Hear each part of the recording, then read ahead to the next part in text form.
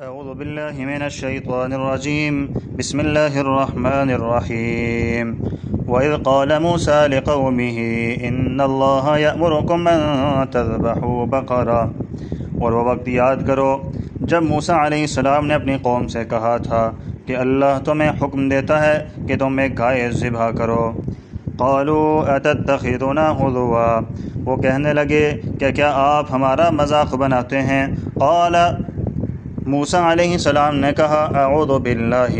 میں پناہ میں آتا ہوں اللہ تعالیٰ کی، ان اکون من الجاہلین، اس بات سے کہ ہو جاؤں میں جاہلوں میں سے۔ قالوا ادع لنا ربک، کہنے لگے دعا کر اپنے پروردگار سے ہمارے لیے، یبین لنا ما ہی، کہ وہ بیان کرے ہمارے لیے کہ وہ گائے کیسی ہو۔ قال انہ یقول، موسیٰ علیہ السلام نے فرمایا بے شک اللہ تعالیٰ فرماتا ہے، انہا بقرہ، بے شک وہ گائے، لا فارض،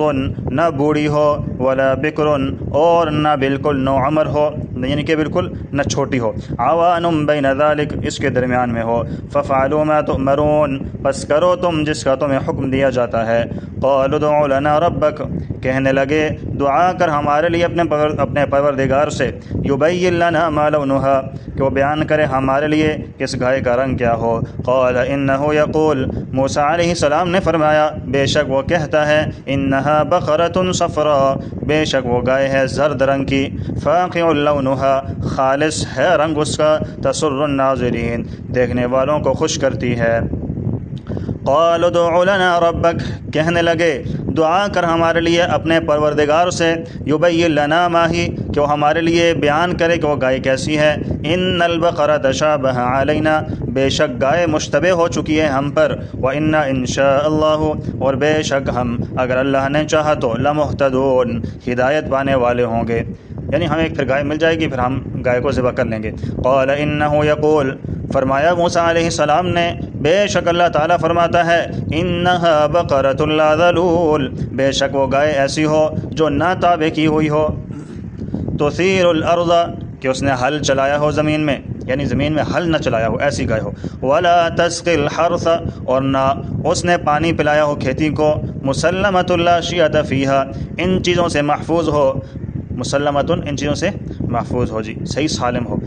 لا شیۃ فیہا، اس میں داغ نہ ہو۔ قالوا الآن جئت بالحق، کہنے لگے اب لایا ہے تو حق بات کو، فذبحوها، بس انہوں نے گائے کو ذبح کر دیا، وما كادوا يفعلون، اور وہ ایسا کرنے کے قریب نہیں تھے۔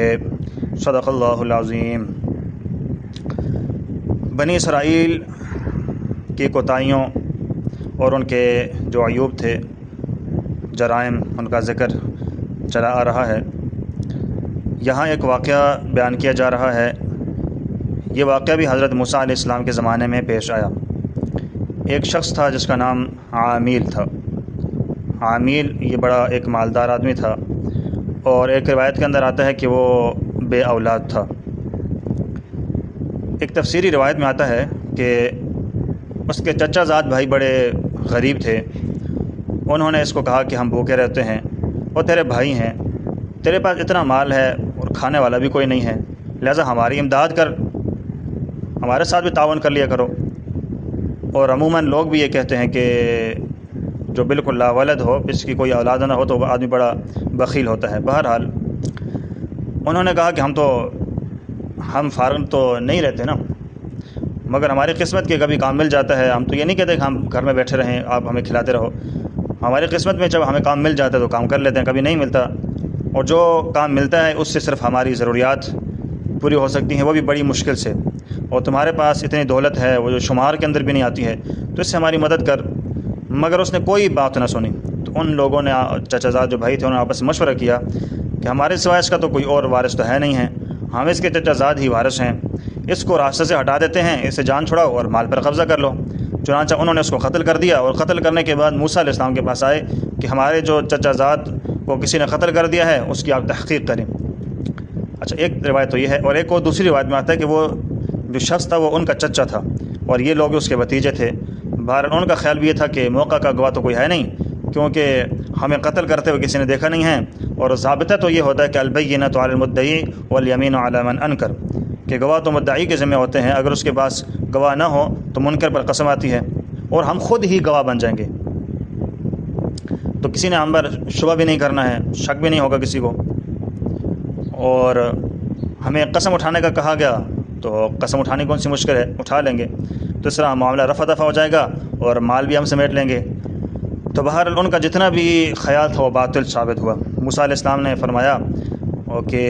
اللہ تعالیٰ کا حکم بھی سن لو۔ جب موسیٰ علیہ السلام کے پاس آئے نا تو موسیٰ علیہ السلام نے کہا کہ وہ تو مر چکا ہے، اب اس کا فیصلہ اللہ کی ذات کرے گی۔ تو اللہ تعالیٰ نے موسیٰ علیہ السلام کو بتا دیا کہ اس کا آپ نے کیا طریقہ کار اختیار کرنا ہے، چونکہ اللہ کے نبی تھے،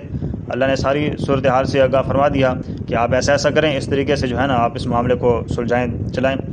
تو موسیٰ علیہ السلام نے یہ کہا کہ ایسا کریں کہ ان اللہ یأمرکم ان تذبحوا بقرہ، کہ گائے ذبح کرو، ٹھیک ہے۔ تو آگے سے انہوں نے کہا کہ اتتخذون ہزوا، آپ ہمارے ساتھ مذاق کرتے ہیں، ہمارے گھر میں آدمی مرا پڑا ہے اور دوسرا آپ ہمیں کہتے ہیں کہ گائے ذبح کرو۔ تو موسیٰ علیہ السلام نے کہا کہ اعوذ باللہ، موسیٰ علیہ السلام نے فرمایا کہ میں پناہ میں آتا ہوں اللہ تعالیٰ کی، ان اکون من الجاہلین، اس بات سے کہ میں جاہلوں میں سے ہو جاؤں۔ تو میں جاہل نہیں ہوں، میں جو بات کر رہا ہوں تم ایسا ہی کرو، اللہ نے مجھے اس چیز کا حکم دیا ہے۔ تو مذاق بعض دفعہ قتل کا سبب بھی بن جاتا ہے، لہٰذا مذاق سے اکثر اوقات اپنے آپ کو دور رکھنا چاہیے۔ تو بہرحال ان کو یہ حکم دیا کہ اس گائے کو ذبح کرو اور اس کے بعد حصے کو میت کے بدن پر مارو، بس وہ زندہ ہو کر تمہیں بتا دے گا کہ میرا قاتل کون ہے۔ اب کون سا حصہ جو گائے کا تھا وہ میت پر مارا گیا، تو بعض نے کہا کہ وہ زبان، گائے کو ذبح کر کے زبان ماری گئی، اور بعض نے کہا کہ دل تھا، اور بعض نے کہا کہ جگر تھا، اور بعض نے کہا کہ وہ دم تھی۔ بہرحال حصے کی تعین تو قرآن کے اندر نہیں ہے، قرآن میں تو صرف اتنی بات کہی ہے کہ ببعضھا۔ تو ان کا یہ خیال تھا کہ معاملہ ٹل جائے گا، آگے پیچھے اس معاملے کو کر دو۔ تو بلا ضرورت ان لوگوں نے سوالات کرنا شروع کر دیا، کہنے لگے قالوا ادع لنا ربک، اپنے پروردگار سے دعا کیجئے، یبین لنا ما ہی، کہ وہ بیان کرے ہمارے لیے کہ گائے کیسی ہو۔ قال انہ یقول، بے شک اللہ تعالیٰ یہ فرماتا ہے، انہا بقرۃ، بے شک وہ گائے ایسی ہو، لا فارض ولا بکر، نہ بوڑھی ہو اور نہ بالکل نو عمر ہو،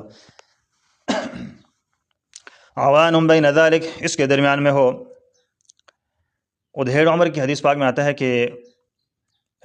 وہ کوئی بھی اگر وہ گائے ذبح کر لیتے نا تو ان کی طرف سے کفایت کر جاتی، بس انہوں نے جب اپنی جانوں پر سختی سے کام لیا تو اللہ تعالیٰ نے بھی سختی کر دی۔ تو آگے فرمایا ففعلوا ما تؤمرون، بس کرو تم جس کا تمہیں حکم دیا جاتا ہے، اللہ کا حکم ہے کر لو، بات ختم ہو جاتی، لیکن انہوں نے اپنے آپ کو خود پھنسا دیا۔ قالوا ادع لنا ربک یبین لنا ما لونها، اس کا رنگ کیا ہو،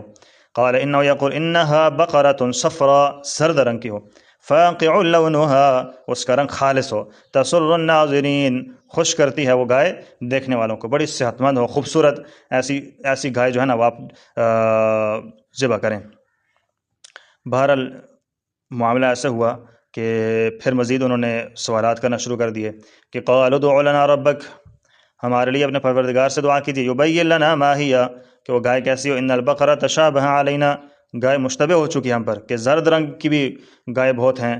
ادھیڑ عمر کی بھی، بڑی عمر کی بھی بہت ہیں۔ وضاحت فرما دیں وَإِنَّا إِن شَاءَ اللَّهُ لَمُهْتَدُونَ، بے شک ہم اگر اللہ نے چاہا تو یہ اس گائے کو ہم پالیں گے، پھر ذبح بھی کر لیں گے۔ قال إِنَّهُ يَقُولُ إِنَّهَا بَقَرَةٌ لَا ذَلُولٌ، جو نہ تابع کی ہوئی عمل میں، تُثِيرُ الْأَرْضَ، کہ اس نے ہل چلایا ہو زمین میں، ایسی مسلم ہو، صحیح سالم ہو کہ اس نے کبھی ہل نہ چلایا ہو۔ عام طور پہ گایوں سے ہل چلاتے ہیں نا زمینوں میں، اور وہ پانی بھی نکالتی ہے کنویں کے، اس میں چلایا جاتا ہے اس کو، تو فرمایا کہ نہ اس کے ذریعے پانی نکالا گیا ہو، سیراب کیا گیا ہو کھیتیوں کو، اور نہ وہ جو ہے نا اس کے ذریعے سے ہل چلایا گیا ہو، مسلمۃ لا شیۃ فیہا، ان دونوں چیزوں سے محفوظ ہو، داغ نہ ہو۔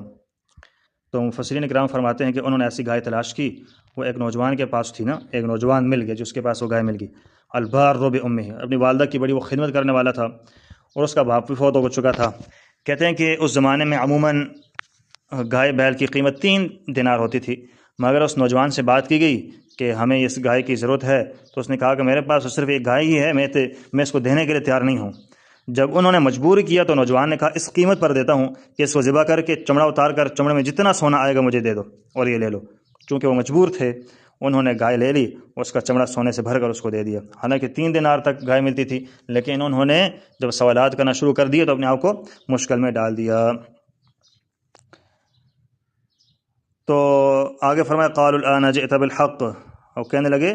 کہ اب لایا موسیٰ حق بات۔ اب ان کا طرز دیکھے، پیغمبر سے کیا کہنے لگے، اب تو حق بات لایا۔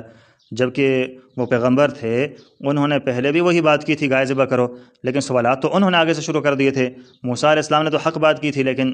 ان کی اپنی کوتاہی تھی، کوئی بھی گائے ذبح کر لیتے ہو تو کافی ہو جاتی، لیکن انہوں نے سوالات کرنا شروع کر دیے، تو بہرحال اپنے آپ کو خود مشکل میں ڈال دیا۔ جب گائے مل گئی تو آپ کہتے ہیں کہ اب تو حق بات لائے، جبکہ حق بات وہ پہلے سے موسیٰ علیہ السلام نے ان کے سامنے کی تھی۔ فَذَبَحُوهَا وَمَا كَادُوا يَفْعَلُونَ، انہوں نے اس وقت تو گائے کو ذبح کر دیا، لیکن وہ ذبح کرنے کے قریب نہیں تھے، کہ ان کا مقصد تو یہ تھا کہ بات آئی گئی ہو جائے گی اور قتل ہم پر نہ پڑے گا۔ چنانچہ گائے کا ایک حصہ جب مقتول کو مارا گیا تو اس نے اٹھ کر بتا دیا کہ میرے قاتل یہی لوگ ہیں، تو ان کو قصاص میں قتل کر دیا گیا اور وراثت سے بھی ان کو محروم کر دیا گیا۔ تو یہاں پر ایک مسئلہ بھی میں آپ کو بتا دوں کہ قاتل وراثت سے محروم ہو جاتا ہے۔ جو بندہ قاتل ہوگا وہ وراثت، اگر اس کا وارث جس کو مارا گیا اور یہ قاتل اس کا وارث بن رہا تھا تو وارث یہ قاتل جو ہے نا وراثت سے محروم ہو جاتا ہے۔ مثال کے طور پہ کسی آدمی نے باپ کو قتل کر دیا یا بھائی کو قتل کر دیا تو ان کی وراثت پھر اس کو نہیں ملے گی۔